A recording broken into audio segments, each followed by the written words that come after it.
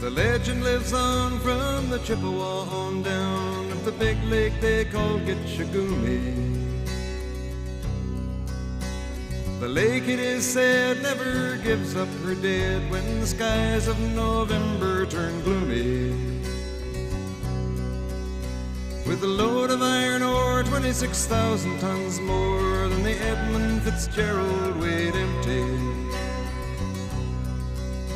That good ship and true was a bone to be chewed when the gales of November came early.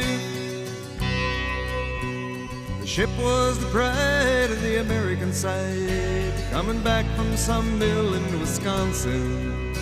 As the big freighters go, it was bigger than most, with a crew and good captain well seasoned, concluding some terms with a couple of steel firms when